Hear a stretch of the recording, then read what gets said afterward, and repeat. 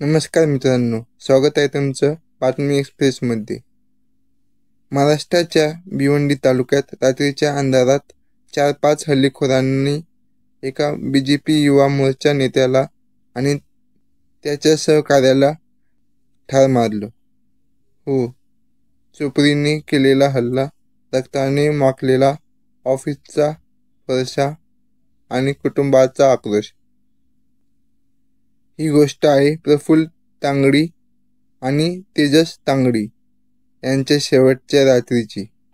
पण ही फक्त हत्या नाही, यामागे आहे मोठा व्यावसायिक वाद, जुने हिशोब आणि कदाचित राजकारण ही। चला तर मग सुरुवातीपासून सगळं पाहूया। काय घडलं, कोण कोण यात सामील असू शकतं, पोलिसांनी काय सांगितलं, बघू पुढे।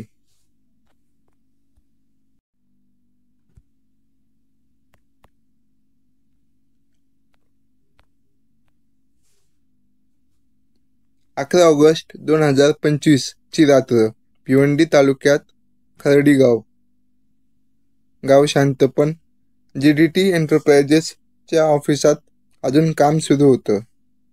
आता होते प्रफुल्ल तांगडी, 42 वर्षाचे, बीजेपी युवा मोर्चाचे जिल्हा उपाध्यक्ष आणि बांधकाम व्यवसायातली मोठी ओळख असणारी व्यक्ती। त्यांच्यासोबत होते तेजस तांगडी, 22 वर्षाचे आणि अजून एक कर्मचारी। रात्री जवळपास 11 वाजता बाहेरून 4-5 माणसं आत शिरली, हातात धारदार चोपर्स, मोठे चाकू सारखी हत्यारे। कुठलाही वाद न घालता थेट हल्ला। पहिला वार प्रफुल्लवर, मग तेजसवर। आरडाओरड, टेबल खुर्च्यांचा आवाज आणि क्षणात सगळं रक्ताने लाल होतं। हल्ला अगदी काही मिनिटातच। नंतर हल्लेखोर बाहेर पळाले। आसपासच्या CCTV मध्ये त्यांच्या हालचाली रेकॉर्ड झाल्या। स्थानिकांनी आणि ऑफिसमधील कर्मचाऱ्यांनी ताबडतोब ॲम्ब्युलन्सला कॉल केला। दोघांना जवळच्या रुग्णालयात नेण्यात आलं, पण डॉक्टरांनी डेड घोषित केले। तिसरा कर्मचारी गंभीर जखमी, अजून उपचार सुरू आहेत। रुग्णालयात प्रफुल्ल यांच्या नातेवाईकांचा संताप अनावर झाला। त्यांनी थेट आरोप केला, हा हल्ला त्यांच्या व्यवसायातील काही लोकांनी करवला आहे। प्रफुल्लवर या आधीही हल्ला झाला होता, पण आरोपी मोकाट फिरत होते। प्रफुल्ल तांगडी कोण होते? राजकारणात सक्रिय, बीजेपी युवा मोर्चाचे ठाणे जिल्हा ग्रामीणचे उपाध्यक्ष। यांचं बांधकाम क्षेत्रात मोठे नाव होतं, समाजात दबदबा।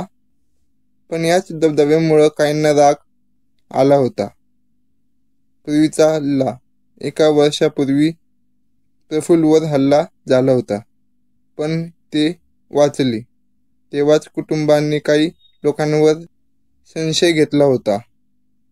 पोलिसांच्या मते प्रफुल्ल आणि काही इतर व्यावसायिकांमध्ये जमीन आणि बांधकामाशी संबंधित वाद होते। पैशांचा हिशोब, करार रद्द आणि मालकी हक्क हे सगळं कारण असू शकतं। खुनाचा गुन्हा भिवंडी तालुका पोलीस ठाण्यात नोंदवला आहे।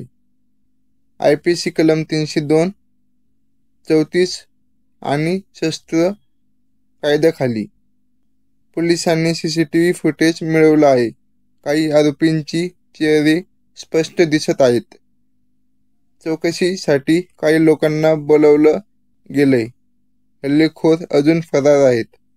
पोलीस निरीक्षक हर्षवर्धन बारवे म्हणाले, आमच्याकडे CCTV आहे, आरोपी लवकरच हाती लागतील।